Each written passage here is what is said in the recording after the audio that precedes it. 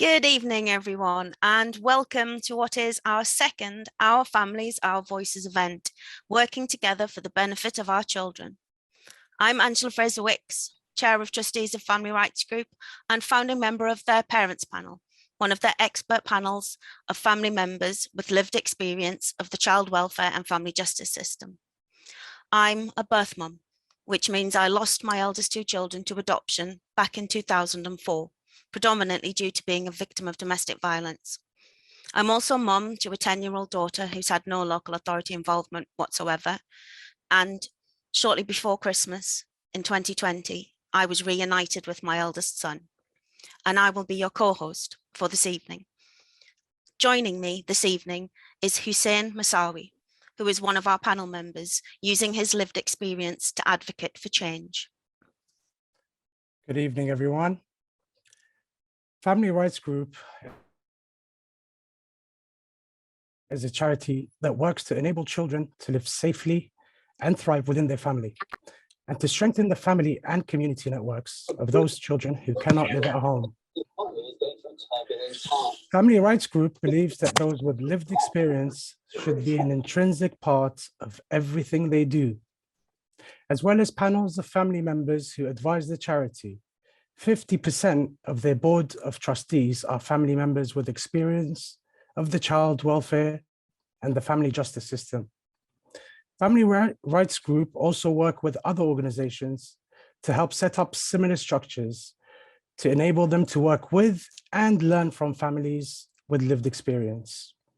Over the past couple of years, we have worked with the charity SoundDelivery Media on ways of telling our stories and sharing our experiences in the hope of facilitating systems change and to raise awareness of the experience of families.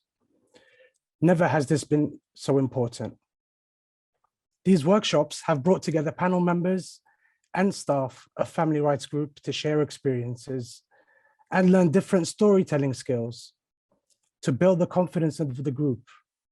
This evening has been curated and developed by members of our parents and kinship care panels as part of these workshops with SoundDelivery Media. Before we hear from our speakers, I just wanted to run through a little bit of housekeeping to help you get the most out of this evening. You can switch your camera on and off, that's absolutely fine, but we do ask that you don't unmute yourself. If you would like to share any of your thoughts during the talks, please use the chat function. We will be recording and taking photos this evening, so if you don't want to be in a picture, please just turn your camera off. As with any live event, meeting other people and sharing thoughts is very much a part of the experience. And during the evening, you'll be invited to move into breakout groups with some of the other people here this evening. If you're not familiar with that function, please don't worry. You simply click a button when it appears on your screen and you'll be magically transported to your room. But we'll talk you through it when the time comes, so there's no need to worry. If you'd like to tweet about anything you hear this evening, please use the hashtag FRGVoices, and we'll be putting that in the chat so that you can see. This evening, we want you to get involved in the conversation by using the chat function and sharing your responses to what you're hearing. We have Claire Walsh from our kinship care panel. She'll be keeping an eye on the conversation. Claire is special guardian to her niece and nephew. She's a member of the Family Rights Group kinship panel, the Special Guardianship Task and Reference Groups for the Adoption and Special Guardianship Leadership Board, and a member of the Transparency Implementation Group, advising the Ministry of Justice on better transparency in the family courts. She has given evidence to the all-party parliamentary group on kinship care on a number of occasions. She loves the great outdoors and spending time in nature when she's not busy, raising awareness of the issues facing kinship carers. Hello there, Claire. How would you like to, how do you want people here to use the chat function this evening? Hi, Hussein. Thank you so much for that introduction.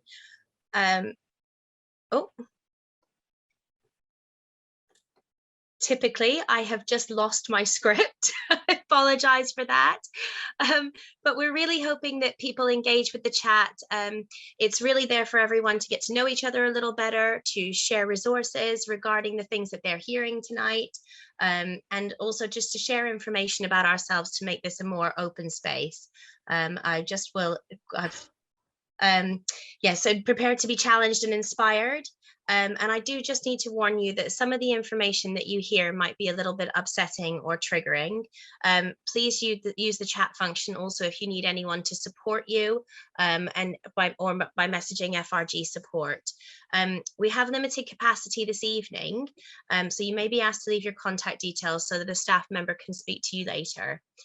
So working together for the benefit of our children is intrinsically all about working in partnership. So here are our panel members to share what partnership means to them. When working in partnership, a couple of things that stick out to me the most is listening, respect, being transparent, and being ready to be challenged. Therefore, the professional needs to listen to understand with empathy and an open heart. Respect the difference in culture and identity.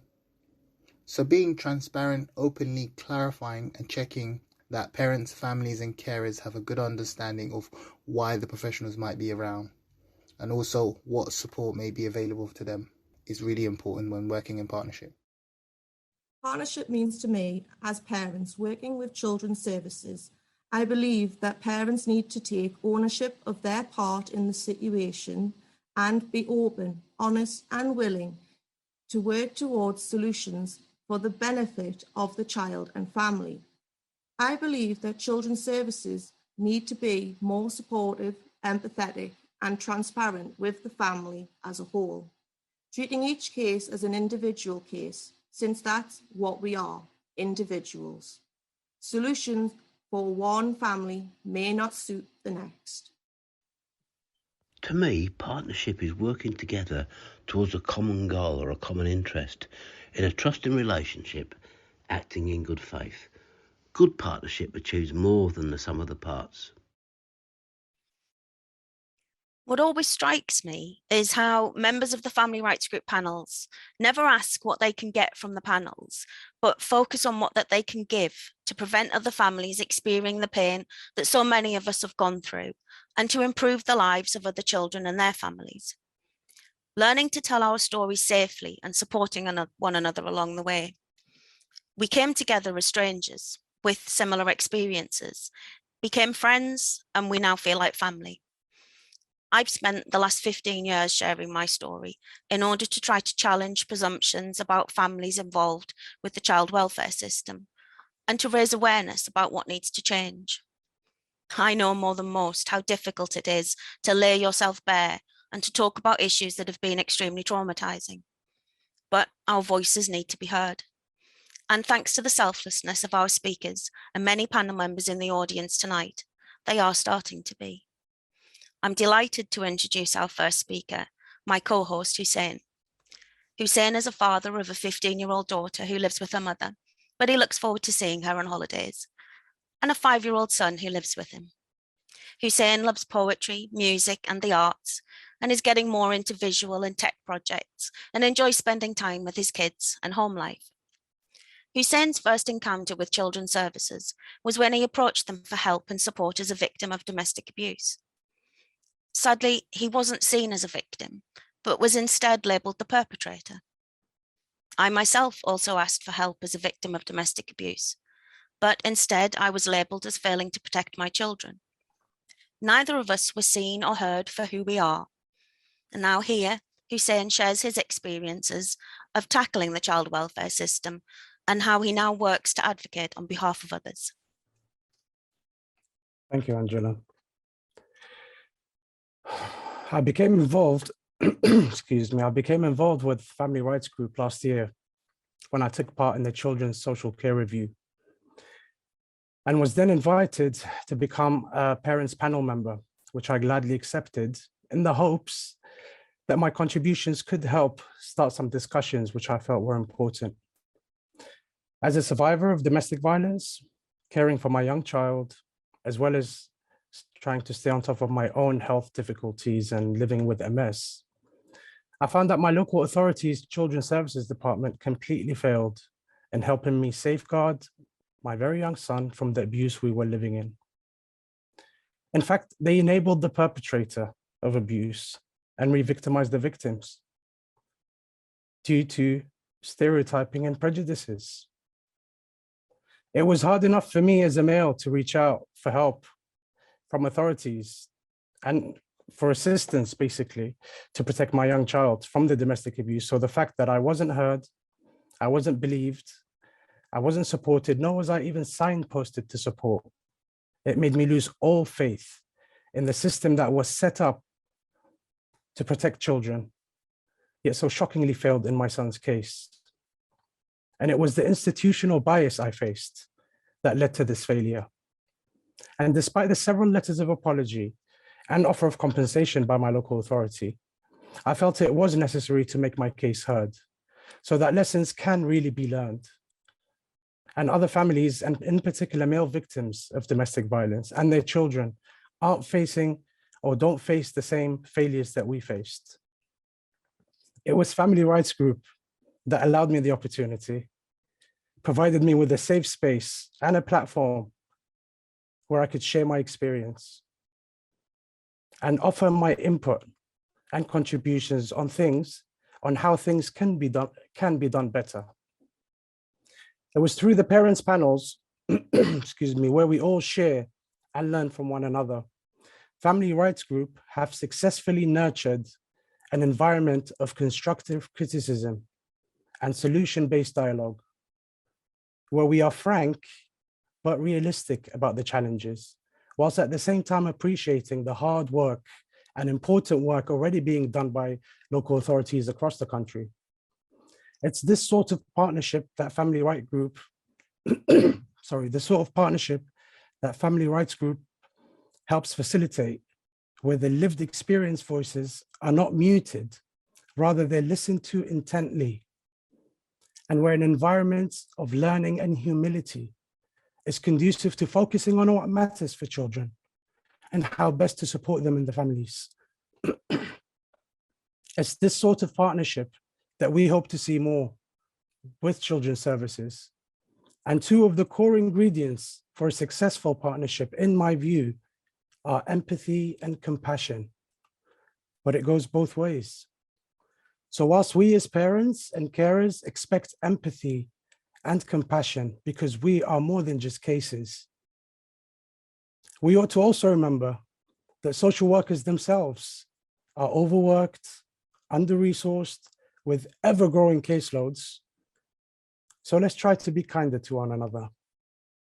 And as we ask and rightfully expect social workers to rise above their prejudices and prejudging us based on stereotypes, we also should rise above our own prejudices and stereotypes about social services and allow each other to work together rather than guarded in trenches, guarded on what we say, do, or put in writing. Despite the fact that I personally faced institutional bias by children's services, as confirmed by an independent panel reviewing my complaint, I still believe and have faith in that the majority are sincere social workers and managers, working in good faith to the best of their ability under immense pressure. And despite the fact that there are extremely unfortunate cases of neglect and abuse of children by their carers and parents, the vast majority are not neglectful nor abusive.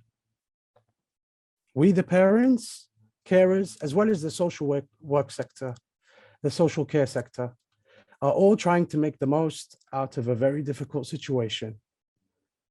So let's put our egos aside and try to focus on what matters. Because if it takes a village to raise a child, it takes true partnership to safeguard children in need. Thank you. Now let me hand it over to Kate.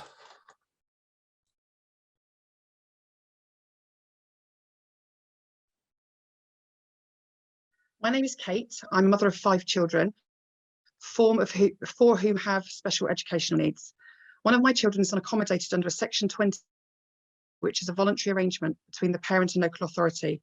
due to the trauma they experienced following domestic abuse. I became involved in the family rights group after a chance meeting with Angela and have been a member of the parents panel for the last year. I'm passionate about professionals and families working together collaboratively and parents having their voice heard. I'm proud to introduce you to our next speaker, Shamila. Shamila is a mother of two, now adult boys. She is a working mother who trained as a doctor and was once a GP. She had to adapt her career aspirations due to one of her sons having quite complex needs, which affected every aspect of her life. Therefore, after 16 years of caring for patients, she moved to work in medicines development within the pharmaceutical industry. After 10 years in several different global organisations, she now works more flexibly as a consultant, giving her some precious free time to pursue other interests and tell her story. She has a love of learning, food and trail running, where she combines her enjoyment of being in nature with looking after her mental and physical health. All this while also being a family rights group parents panel member and trustee. She's called her talk, Can You Hear Me? Are You Listening? Thank you, Kate. Soon after I became a parent for the second time, someone asked me what I hoped for my two little boys.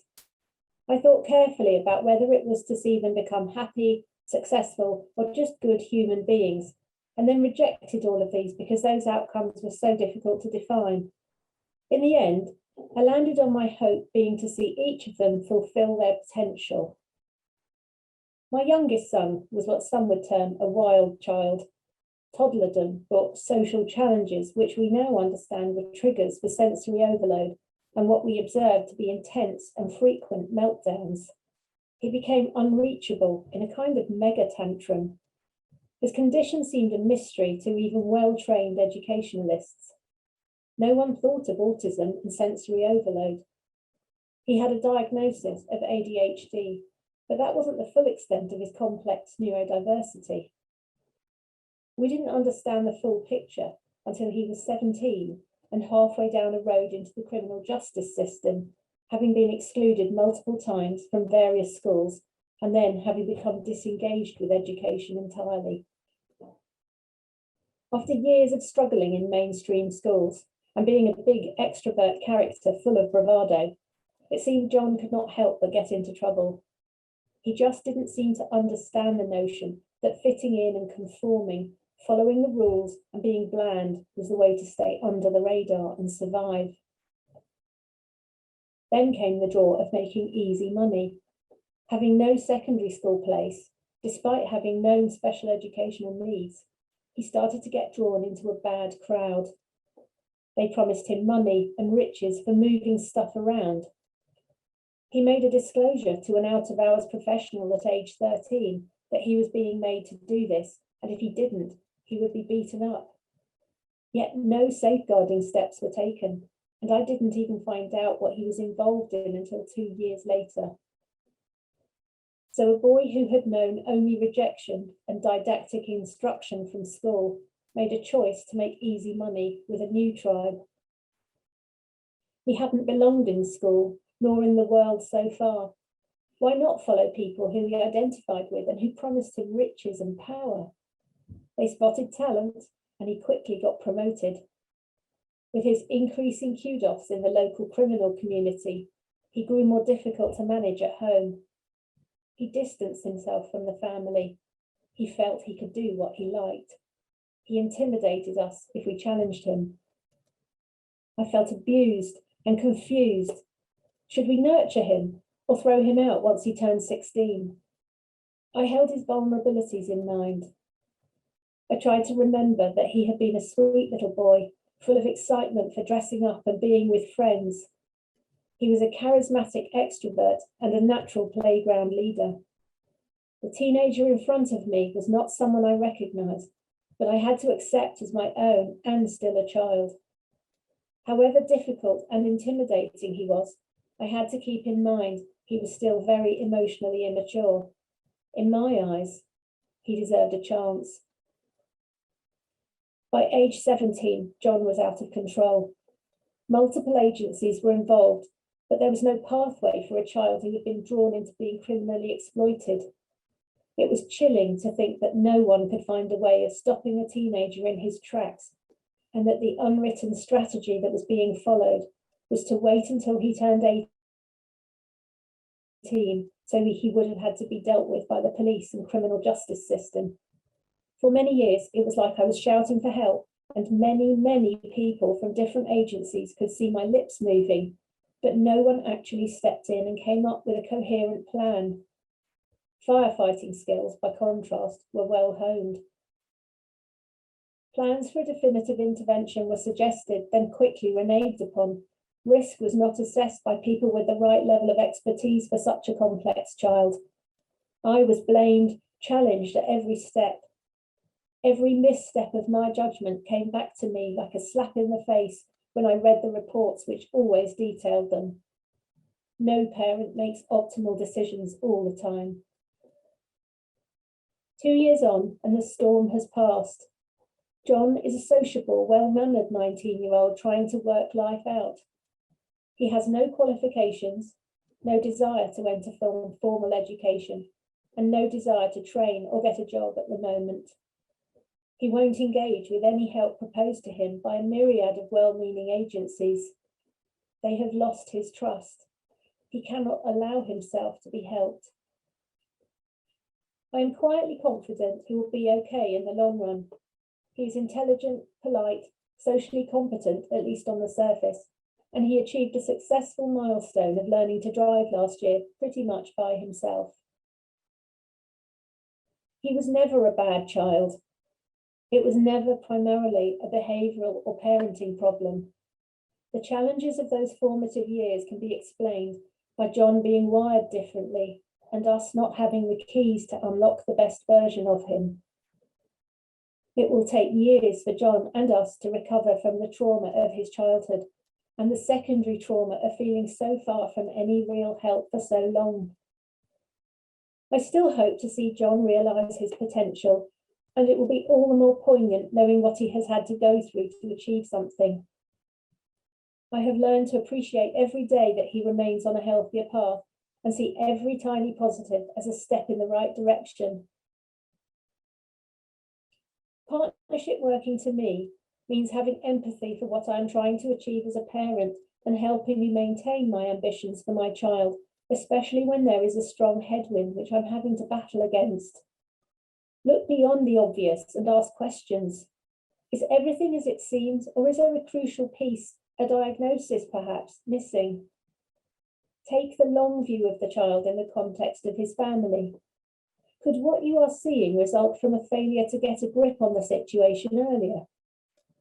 Try to preempt crises and understand the need to intervene effectively when precious opportunities arise. Before you blame me for my poor parenting skills, walk in my shoes and try to understand what it may be like to live with a teenager who shows extreme antisocial behaviours when reasonable boundaries are defined.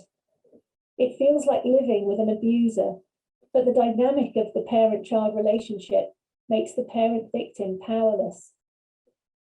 Understand the challenge of trying to maintain discipline at home, yet realising if the call to police is required, it may criminalise my child when I know he is struggling with the effects of adolescence on his vulnerable brain. The challenge I have right now is how to find a path forward that still might help John to make the most of his unique talents. As I have said, this is my heart's desire. I need help to know what tools are available, and I need to have confidence that working with professionals is going to be better for me and my family than going it alone. I'd now like to share a poem with you, which I wrote as I reflected on my past experience, having come to a period of transition and relative calm as my son turned 19. It's called Kaleidoscope. I see a boy weeping with remorse. You see a boy trying to garner sympathy for what he has done. I see a boy trying his best to sit still, to follow the rules rather than his own ferocious will. You see a fidget, a disruptor, malign, a child seemingly programmed not to stay within the lines. I see a boy whose emotions overflow when the straitjacket of good feels like a stranglehold. You see a child to be handled with care, lest his toxic behaviour seeds a bang and despair. I see a boy with efforts to comply gone awry, who sits confused and alone, wishing he could turn back time. You see a problem excluded from school so that the majority can thrive and make league tables shine. I see a teenager lost in the world, who's in with the wrong crowd and thinks he can dodge the law. I see a youth, angry and lost, with his back to the wall. He is hateful and feels he must win at all costs. You see a menace, hell-bent on crime, a young man without fear who must be stopped in time. I so wanted to help, but love wasn't enough. He needed hope and belonging, not sanctions and cuffs. He is broken inside. He can't find the right tribe. He thinks the world has no space for him and that he should not be alive. He is still a child, a year off 18, deemed mentally unfit to have chosen the mess he now finds himself in. Now turn the lens on the kaleidoscope and watch the beads fall, from visual chaos to beauty and awe. It's time to build a new life from the rubble of the past. So I pick myself up and steel myself to the task. I see a boy wanting to make peace with the world. He needs help, but is tainted from the help that went before. And now let me hand you back to Angela. Thank you, Shamila. I've heard that before, but it gets me every time. So powerful, so real, and so raw. And I can't believe how difficult that must have been to share. And I just wanted to say a huge thank you for sharing that with us. It really was an extremely emotional piece. Actually, the person who was going to be speaking now is one of our panel members called Tori, but unfortunately she hasn't been able to speak this evening. But she spent quite a while preparing a very short piece, and I felt that it was only fair that her words got heard. So I'm just going to speak her words so that she can be here with us this evening. I'm Tori. I've been a member of Family Rights Group Parents Panel for the past 6 months, for having been referred by my family group conference. When family group conference came into our lives, my daughter and I were struggling with uncontainable grief. No one seemed to understand. Despite desperately seeking help from many services, my words were continually skewed. I was terrified and resigned to the belief that I would lose my daughter, in turn escalating our trauma. Then I was offered a family group conference by our local authority, an opportunity to bring everyone together to develop a plan to help us. My family group conference coordinator, Louise, listened and had a non-judgmental approach. She built rapport,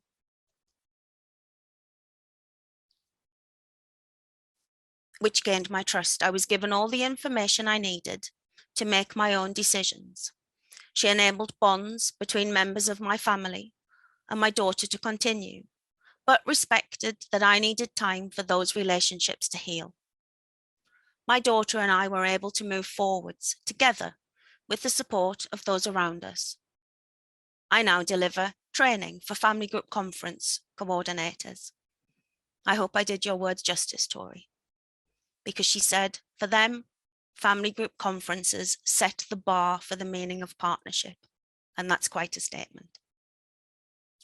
Family Rights Group introduced family group conferences from New Zealand to the UK in the 90s and runs the National Family Group Conference Network.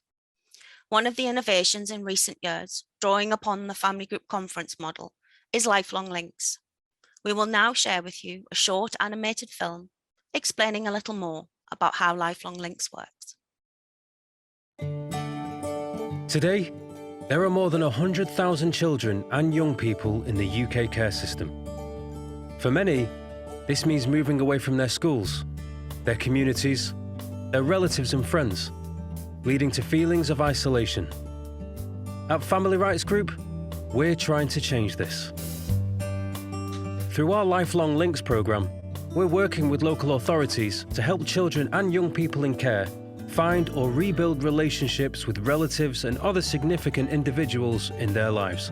Our goal is to ensure that they have a positive support network to rely on throughout their childhood and beyond. The Lifelong Links model has been co-created with children in care in order to get the best outcome for every young person involved. We support local authorities to safely implement Lifelong Links by training staff to become coordinators, publishing guidance, and providing consultancy support. Once trained, a coordinator works with a child to find the people most important to them. With the child and their social workers agreement, the coordinator brings all these people together at a family group conference. Here, the child, their family, and friends make a long-term plan for how the child's relationships can continue to grow.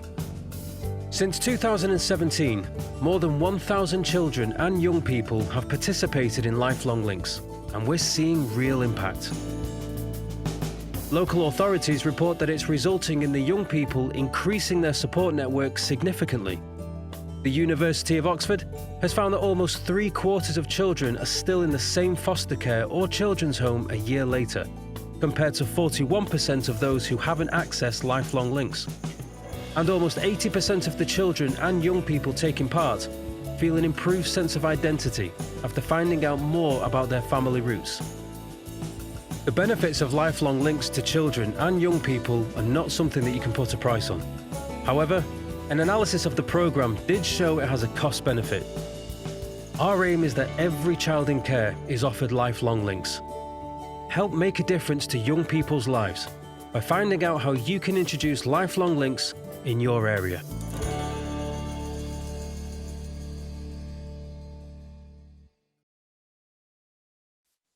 While the film has given you a brief overview of the Lifelong Links model, I'm now delighted to introduce Alfie, a young person who has direct experience of Lifelong Links, together with his coordinator, Mary. Welcome, Alfie and Mary, and thank you both for agreeing to speak this evening. It's really lovely to see you both again. We met for the first time the other day, and the conversation went slightly askew. So we're gonna do our absolute best today to stay on track, aren't we, guys? My first question is for you, Alfie. What was your reaction when you were first asked to take part in Lifelong Links? How was it explained to you what it was and how it worked? So it started, obviously, I was at a launch and I just mentioned how people that are moved need to keep key contacts. Then, as I used to call him, Big Man Paul, came to me and said, like, I like that. And he captured it and it made me feel listened to, because I'm not hard to reach, trouble, child. But I was listened to and I felt listened to. So I was like, cool, yeah, like I felt strongly about it. And was like, cool. He was like, no, I don't just want to help you with this. Like, I want to try and make it, I want to involve you with Lifelong and roll it through Wandsworth. I was like, yeah, I'm on that. Like, I'll do that. Like, I just wanted to help it. I enjoyed it and I liked the idea behind it and how you can keep contact, and not just for me, for other people. So I was like, yeah, it's brilliant. Like, I'll preach that. Brilliant. Talk us through the experience a little bit. How did it work for you? What was the process? So I did my work, I did the referral. Then I had a meeting with Mary. And this is when I first met Mary. And she told me how it worked. Like, first of all, like how it kind of explained again, went over roughly what it was, how you can keep in contact with key people that you want to be, if that's a worker, family member, and then asked me, who's important to you? So I said that there was someone on an SGO, a few professionals. There wasn't many people, and a foster carer. There wasn't many people, but there was key people to me. What was the response like from the people that you were looking for? What were you worried about what the response would be, and then were you surprised by what the response was? So the response is, I was shocked and I was worried. It's very mixed. That's very mixed. So I truly believed to myself, nah, the SGO, I believed she wasn't going to say yes. But then I believe no one was going to say yes, if I'm truthful, but I think that's where I'm protecting myself and where I had to be careful for me. But when they did, I was happy, obviously, that I thought like, yeah, obviously I weren't that bad. They still, that's what I honestly thought, oh, cool, I weren't that bad. So, you know, I was happy that they still wanted to keep in touch and that they still wanted to reconnect. And for one of them, the SGO, I thought it was going to be a goodbye. It's what it was originally meant to be. So obviously I thought, cool. I really didn't think she was going to say yes. I thought, but cool, nah, she said yes. So that's made me think, you know, that maybe, because for that situation, I really did blame myself. So then I thought, cool, I'm going to get my answers. I'm going to be able to picture things together. So that one was happy, but it was a shock. That took me 2 days to even reply back to the message that she said yes. That one was a shock for me. So you'd set that meeting up as a way of saying goodbye because that placement had ended abruptly and you hadn't had that opportunity. And then it ended up becoming more of a hello. It was no longer a goodbye and it was a hello. So, you know, we met up and we were very close, like very, very close. And boom, it was just like we just reconnected. You know, we'd been 6-7 years, it had been, you know, about 6 years. We hadn't seen, no contact, proper ended really bad. So we just connected again. Was not expecting that at all. And I got the answers. And you know what? It helped me get the answers and to picture what I needed and to think, do you know what?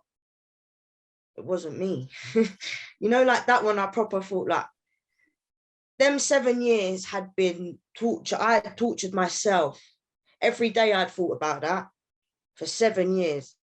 Like it was mad. Like I can't say that was a day that something didn't bring me back to it or I didn't think about it. It caused me a lot of trouble. And I think having, you know, other needs myself to also put things together on your own was a bit difficult, but it helped me put things together and think it wasn't me and to think she doesn't blame me and hang on a minute, she still wants to be in contact with me again. I felt like, cool, I wasn't that bad. Like, I had a lot of rejection and that it was a bit like, cool, what? People still want to be in touch. I honestly felt like I'm not that much of a bad person. Like, yeah. That must have been life-changing, I would imagine, and such a weight off your shoulders. I'm going to come across to Mary now quickly as well. And Mary, describe your partnership with Alfie. I see you as something of a double act now and how you've worked to bring lifelong links into Wandsworth. Yeah, it is a bit of a double act. I kind of sit alongside Alfie now. With Alfie's support, we've spoken to young people around lifelong links, and it's made a big difference. Saturday, we were in a youth group speaking to young children in care from 13 to 17. And Alfie has a gift. You've all seen it today. He brings you into his heart, you know, and everyone feels Alfie. And Alfie can speak to people in a way that adults can't and other people can't. So on Saturday, we were sitting with these young people and he had planned this activity with a map and he got them to draw around themselves and thinking about who's the important person in your life. It was really simple, but it was really powerful. We had 13 potential young people that now can take lifelong links. I just want to come back to what Alfie was describing when we initially met each other. Initially, so for us, what I always do is I just meet people and I listen to them. And Alfie told me a story about he was always moving. There was always black bags. And I remember thinking straight away, there's an issue around trust, because he also told me he does not unpack the black bags and he still has issues around that. So what we knew is that it was really important to take it slow, and we did it together. And I've always said I've learned so much from Alfie, and he continues to teach me, because he's very clear when he doesn't want to do anything, he doesn't do it. It's quite clear.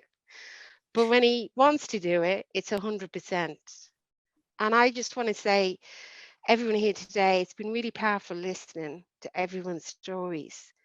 And I'm really glad that we've connected with Lifelong Links. I'm really glad I saw the email a couple of years ago when Big Man put it forward. It makes a difference, and it will continue to make a difference, because I think what Lifelong Links does, it connects people, and they know, as Alfie said, that they're not all bad. Yeah. Thanks, Mary. I'm gonna come back over to you, Alfie, and I think I already know the answer to this question, but I'm going to ask it anyway. What would you say to other young people being offered Lifelong Links, or to other local authorities thinking about putting Lifelong Links into their services? Don't think about it, do it. What I would say, is it's one of the best things you could do for your young people. In all fairness, as Mary says, I say it straight to the point, I'm real. Do something right for your young people, because this is going to help them. And in long run, it's going to help you, because you sort it out. If they leave a placement, you already have Lifelong Links involved. You can say to the person, look, they've had to move on. What do you want? It's going to help everyone in the long run. It's life-changing. I will preach it. And I'm not this person that will say, come and buy this product because, I'm getting sponsored to it. No, if I don't like it, I'm not doing it. But I'm telling you, it's life-changing. Like, even like I said, for people to help them picture their life or whatnot, it's life-changing. I'd say do it. Brilliant. Thanks, Alfie. And the theme of tonight's event has been about partnership. And it was just a quick sort of final question from you is, what do you think of when we talk about partnership? Is that how you see you and Mary working together? Yeah, like we just bounce off each other. Like we just know how it works now. You hear me? Like I think me and Mary could get a phone call and pull up 10 minutes later and we would just know how it works because we've done it. Like we just bounce, like we could just do it. We just work. We know how each other work. Yeah. It's just that natural flow. That's what I see partnership is, where it's more natural, where you just know each other work. You just flow in it instead of having to try. Not that we don't, obviously I'm trying and whatnot, but you just flow. You don't have to think, like it just flows, isn't it? Thank you to both of you. I could sit and talk to you all evening. I really could. And I just picked up one little comment in the chat that I'm sorry, I have to tell you, which was Anton Deck who. It's Alfie and Mary moving forward. I love that. Thank you both so much for giving us your time this evening. It's a pleasure as always. Take care, both of you. Thank you all for listening. What I would say is, to anyone in the audience who would like to know more about Lifelong Links, please, we've put information in the chat. The information's there to help yourself, or contact any of us at any time, because as I'm sure you can hear from Alfie, Lifelong Links is changing lives for young people in care, and that's what we're all about. So please do get in touch with us. We're now going to play you another few of the little vox pops that we started with at the beginning. And this time we asked our panel members, what are the barriers to partnership working? And here are a selection of their responses. To me, one of the barriers to partnership is the lack of trust between the person who's the potential kinship carer and dealing with children's services. When you come into a situation, it's very hard because you don't really know the processes and you feel very vulnerable. So to build up trust with children's services that you're dealing with would be one of the ways that the barriers can be broken down and we can have better partnership to achieve a better outcome for the children. One of the biggest barriers that I personally faced is the prejudices that we have, the stereotypes that we prejudge based upon.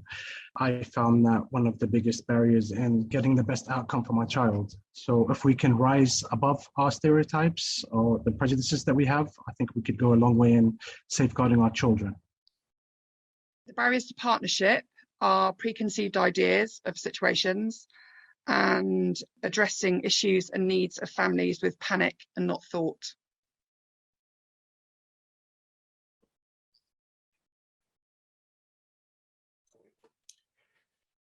Thank you so much to everyone who has spoken so far. The feedback in the chat has been really thought-provoking, pretty interesting, I must say. Don't forget, you can share your thoughts in the chat and also on Twitter, if you use Twitter, #FRG Voices. Alternatively, you can just take some time to reflect on the themes that have been explored so far. I'd like to introduce to you our next panel member, Marilyn. Over to you.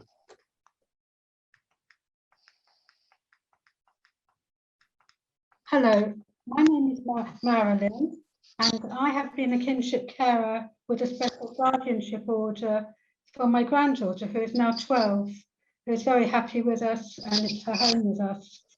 I'm also a member of the kinship panel of FRG. I'd like to say that I've fought a long and difficult battle with children's services for over a year in order to be allowed to care for my granddaughter. And all this time I had this fear that she might be adopted, because that was the planning, you know, parallel planning. It was the most difficult and challenging time of my life, but we got there in the end, which was the biggest relief of my life. I feel the process could have been made a lot easier, much easier. There had been a greater and more equal partnership between us, my partner and myself, and my other son, who lives with us, with the social worker involved in my granddaughter's case. I enjoy meditation, inner peace, reading and gardening. I love to read and learn things, and I work part-time at home as a proofreader.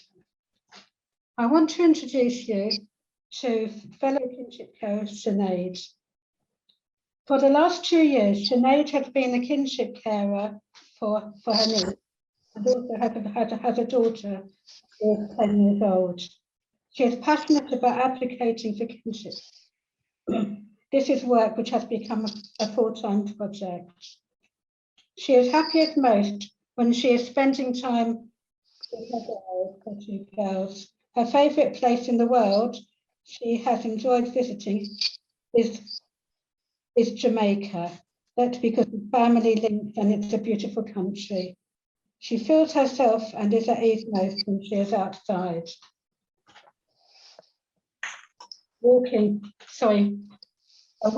Outside walking, but one with nature. Her littlest girl is just at that age when she's interested in anything and everything. And here she reads a letter she has written to her sister. To my darling team, you were my big sister, but with 5 years between us, towards the end, I felt like your big sister, trying to help you the best I could. In your teenage years, there were problems, and you were placed into care. No one explained what happened. I just knew you weren't there anymore. There were hushed conversations behind closed doors when you had your first baby, and then another and another. Each time they were removed because you had suffered childhood trauma and started self-medicating to deal with your pain. But then your actions weren't seen as the reason you needed help, but the reason you couldn't be a good mother. When I did see you, we never spoke about the childhood trauma you experienced. But I always remembered you looked so sad, and I didn't know how to ask you why. Years passed that we disconnected as children, especially you being in foster care. I don't remember seeing you. Then I became an adult, a mother, and between working full-time and caring for my family. But in 2019, our family was contacted by the local authority who said you'd given birth to your 6th child, who'd been removed and was in foster care. The local authority had not approached our family at the earliest opportunity, and on this occasion, the judge had ordered them to contact us now. I was angry, not at you, but because I couldn't imagine, now being a mother myself, what you must have felt like having lost 6 of your babies. I wondered why someone hadn't tried to help you after each child had been removed, either to encourage you not to have any more or to support you to care for at least one of them. But realistically, I knew it was no use me being angry at what had happened. If I wanted to help, I had to do something about this baby, not only for her, but for you. I remember telling you to keep strong and have faith that I would fight for your little girl to be reunited with her family. I didn't expect you to be happy about losing another child, even though she would be cared for by family. But when I think back, I worry that even though you knew she wasn't going to be returned to you, did you feel I was joining all those who wanted to deprive you of being a mother? Over the next few months, when I had to be involved in children services assessments and court proceedings, I don't think I've ever felt so terrified, isolated and confused in my whole life, fearing if I said anything or did something a professional didn't approve of, I could have lost your daughter. Nothing made sense. I felt like no one was on my side. I remember thinking, if I had been positively assessed by the local authority, why have they made this process so hard? Then I realised I was just suffering a small fraction of the trauma and distress you had suffered over and over for all those years. I think that's when I finally saw you as a woman, a mother, and the vulnerable person you were. No longer did I feel sorry for you for what had happened to you. I wanted, no, I needed to know how you felt, what support and help you needed, and rather to presume to know, I never stopped asking you if there was anything I could do for you. If you were receiving adequate care and support from those allocated, and the duty to oversee your treatment, you welcomed my support, and I started a partnership that I wish we had an opportunity to continue. I proactively took you to medical appointments, applied for benefits you were entitled to receive, helped you to read through official paperwork, and when we were free, we started to do stuff sisters should do. We were going out, shopping, and for lunch dates, so we could rekindle our sisterly bonds and just be together. I will cherish those days forever, especially when you would reminisce about funny childhood memories together. I miss your warm embrace, hugging and kiss goodbye, and always reminded me to take care of myself, even though I was the one trying to help you. Your mental health worsened as the final hearing approached, and by the time my special guardianship order was made, you looked so lost, as if there was no coming back. We were in the middle of a pandemic, so we weren't able to meet up and go for our lunch date, and I don't think you would have been able to manage it even if we could. I never knew it, but that was the beginning of the end. In April 2021, you were gone, without any of the promised risk or risk support or risk assessments that should have been afforded to someone as vulnerable as you. You couldn't cope, and everything came to an end for you, but not for me. I continue to grieve for you, my big sister, but I'm so focused on using our lived experience to work with others so that we can find ways to implement better systems to support children and their families involved in social care system. I genuinely feel that the way forward must be by creating, nurturing and sustaining true partnership, working between professionals and families. Not in every case would this result in a child remaining with their parent, but there must be a way to create a more positive experience for all involved. You would laugh if you knew how many counsellors I've written to, seeking their support to recognise children living in kinship care arrangements and detailing the challenges I faced early on. I was surprised with the number of responses I received. And since then, I've been given the opportunity to set up a special guardian support group and become a member of the family rights group Kinship Carers panel, and met so many senior leaders from children's services who were willing to expand on ideas to form better solutions to supporting children placed within their family and friends network. Originally, I did this for you, but through my work, I understand how significant it is for families and professionals working within a system that we have mutual respect for each other and for the role that we all play in seeking the best outcome for vulnerable children. I accept that there will always be challenges to partnership working, but I believe part of the solution is empowering communities to use their lived experience to further bridge the gap between professionals and families, allowing the opportunity for local forum groups to give positive and negative feedback directly to local authorities. I see sharing my experiences publicly as a chance to improve professionals' involvements with families, to be an opportunity to form partnerships that enrich our community and enable better support for vulnerable families before crisis arrives. I've seen improvements in our own local authority, Brent. They're making great progress in recognising and supporting kinship carers and their families through policy and guidance updates to reshaping the core support offered to special guardians. They recently even amended their housing allocation scheme to give priority housing to special guardians. Sis, I hope you're proud of me. Although you're no longer here with us, I promise you the partnership formed between me and you will live on through our daughter. With love, Shin. Amazing. Thank you, Sinead. And I have absolutely no doubt in my mind that your sister is incredibly proud. Thank you for everything you do and you are doing to raise awareness about the experiences of kinship care and all your advocacy work. Sinead's niece is more than one of 180,000 children across the UK who are being raised by kinship carers. There are different types of legal arrangements for kinship care. Where children are living with kinship foster carers, we know a third were previously placed with unrelated foster carers, which begs the question, why wasn't kinship care explored as the first option? Becoming a kinship carer is an amazing thing to do, but it can also be extremely challenging. For example, we know over half of kinship carers have to give up work or reduce their hours when the children come to live with them. Family Rights Group are campaigning for better support for kinship carers, including paid employment leave. Still overcome by listening to Sinead. And moving on from that, I'm now have the pleasure to welcome along someone I haven't seen for some considerable time and I've had the pleasure to work with before.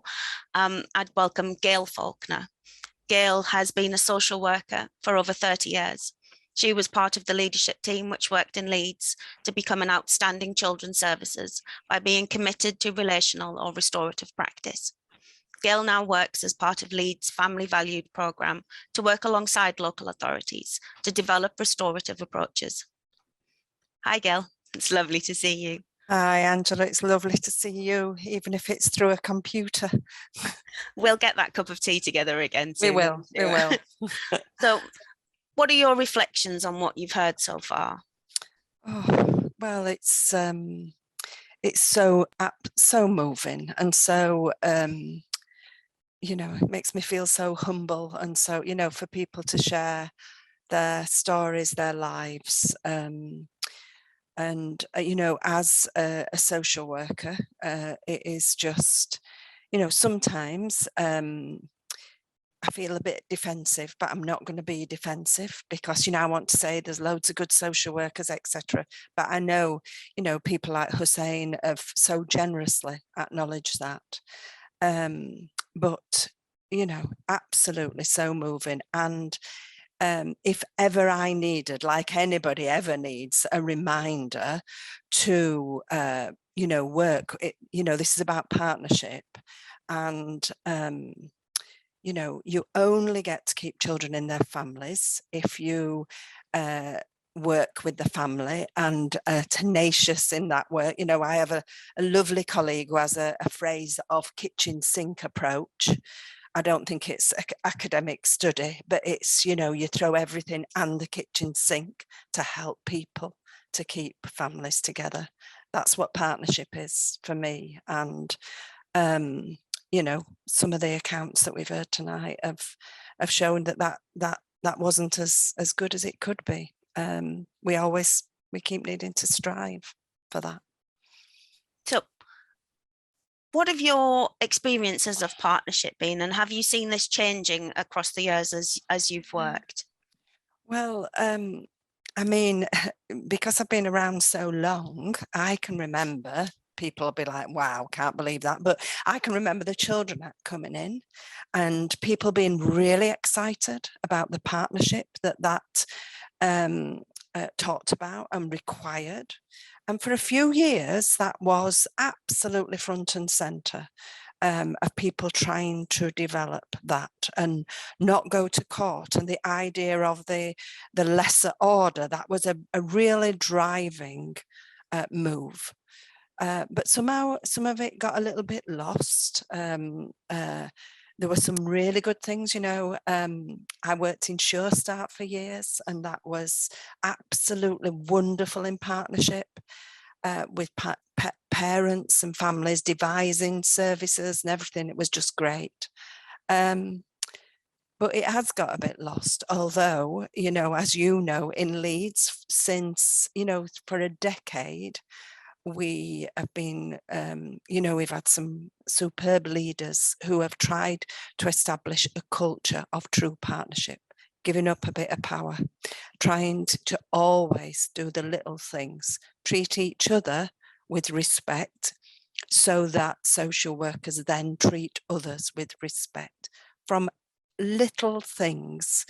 But also going, you know, working with yourselves and going big on family group conference, and that's an absolute entitlement now in Leeds. And you know, lifelong links and supporting kinship carers, and we've been very successful in that. And now we're able to work across the country with authorities that are saying, help us in this stuff sometimes. So it's not all bad, although, you know, I know.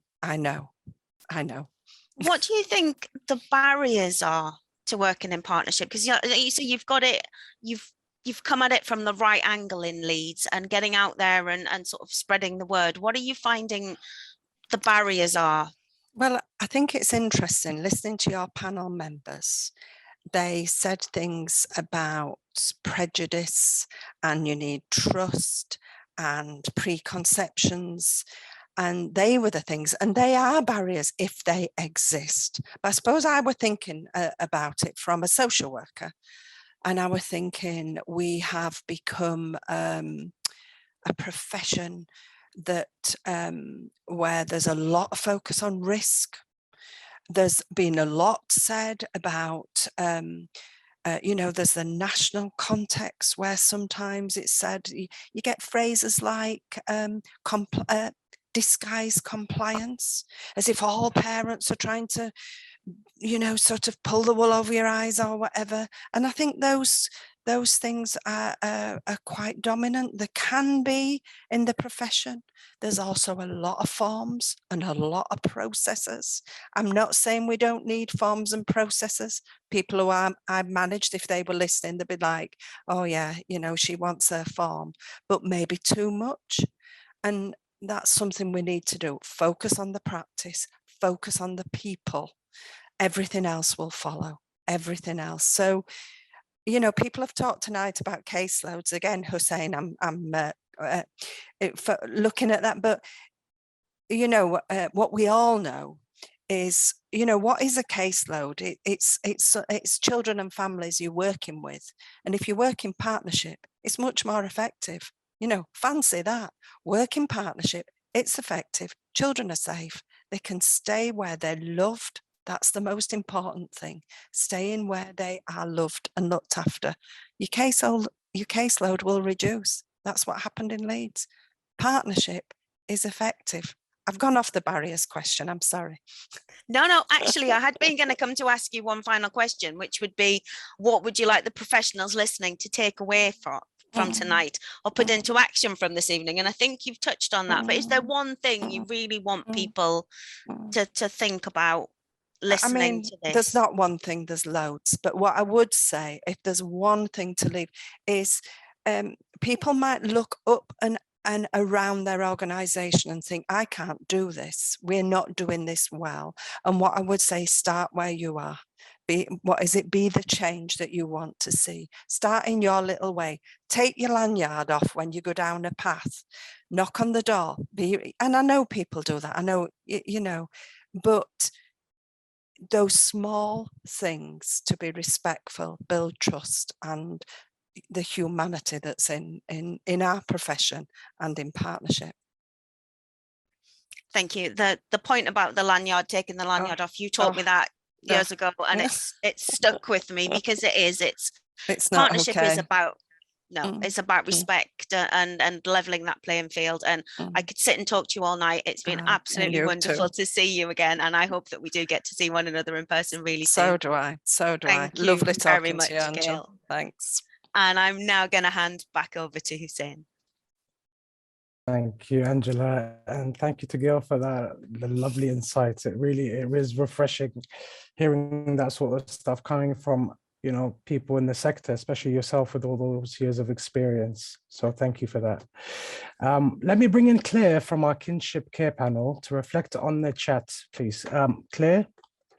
Hi, Hussein. Thank you so much. Wow, what an evening. It's been absolutely remarkable. The range of people here tonight really strikes me. And all of these people are engaged and listening and trying to work together for the benefit of our children. And I heard people reflect in particular, wishing that they'd been listened to and what a difference that would have made to the effectiveness of their partnerships. I thought it was wonderful to see so many fathers here tonight and grandfathers. Graham, I heard you, I saw you. A lot of things won't change until we recognize that the men in our children's lives are so important. You know, and until that happens, unfortunately, Hussein, you know, your story is destined to repeat itself.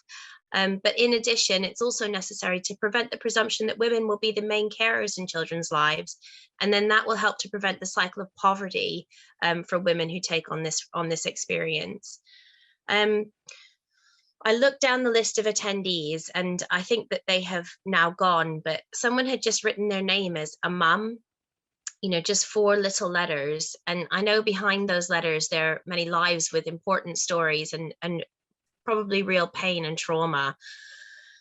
I really want to speak to that mum. I really want to tell her, thank you for joining. And I really want her to reach out to us at the Family Rights Group. And, you know, we will do our best to help you, whatever your story is.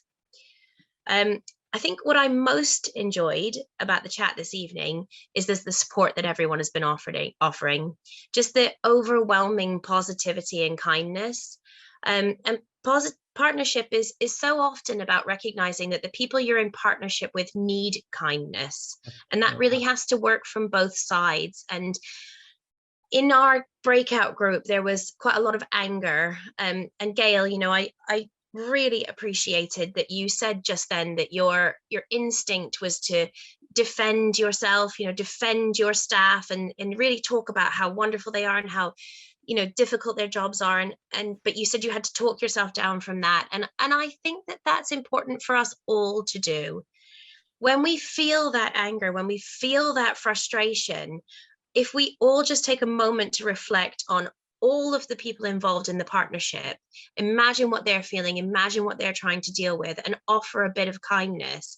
I think that's a better way to work together for the benefit of our children. And that's what it's all about, you know, our children's lives.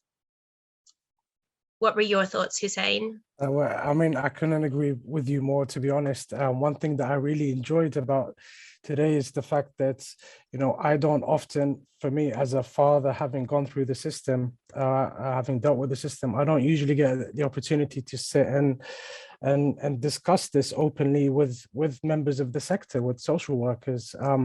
So in our breakout room, for instance, we had Gail and we had Philippa, I believe. And so it was really refreshing just to kind of sit there and just have that dialogue. That's the start of an understanding. Again, so this is the first step of rebuilding that trust that unfortunately needs a lot of work. Let's put it that way. But I think it's a great start. And again, thank you for Family Rights Group for providing this opportunity. Anyway, so we'll move on. Thank you, Claire, for that. If I can introduce you to Kathy Ashley. Now, Kathy Ashley is the CEO of Family Rights Group. Kathy, over to you.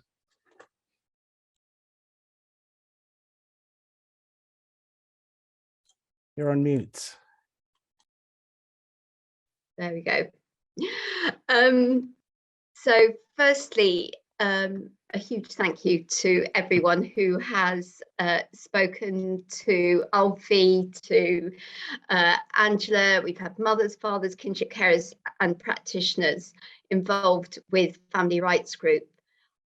Family Rights Group's website, I'm going to do a plug for it, is packed with advice, information and resources for families, practitioners and policymakers. And if you're not already, do sign up to become a supporter of the charity. 7 years ago, Family Rights Group set up our parents and kinship care panels, and they've transformed the way we operate. It's changed the language we use, how we frame the advice we give, including how the website was redesigned last year. It's impacted on the services we offer, the resources we produce, how we campaign, and the impact of our work. And 50% of our trustees are also now family members with lived experience. And of course, Angela Fraser-Wicks is our new chair of trustees. Panel members are helping to challenge the stigma of what it is to be a family involved in the child welfare system. They're demonstrating how asking for help should be viewed as a sign of strength. They're helping break down the them and us divide, and they're helping politicians, practitioners, and wider society to face up to the truth that domestic abuse, mental ill health, learning disabilities, substance misuse isn't just something that happens to other families. Currently, there are more children in our care system than at any time since 1985. There's an overrepresentation within the system from some Black, Asian and minority ethnic communities. The number of newborn babies removed within days of their birth has more than doubled in the last decade. Children living in deprived areas and in poverty are far more likely to end up in the care system. We know the status quo isn't okay.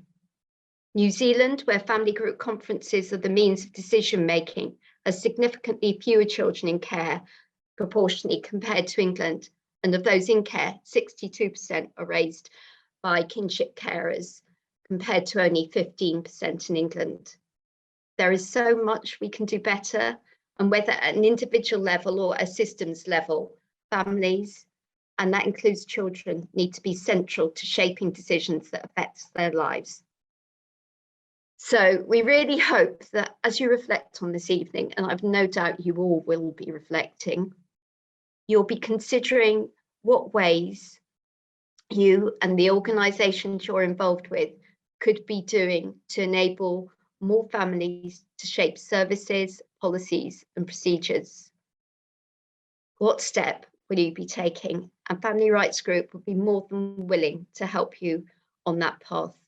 And lastly, I just want to thank the speakers, SoundDelivery, my colleagues at Family Rights Group, and our phenomenal hosts, Angela and Hussein.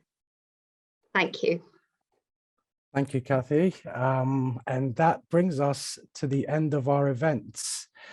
Now, I want to say a huge thank you to my co-host, Angela, and everyone who's spoken this evening, and to all our panel members who are working tirelessly to create real change. I hope you can all agree that the stories you have heard this evening, whilst they're all very different, they share one theme, right? It's been running all throughout. And it's the importance of partnership working to all of us.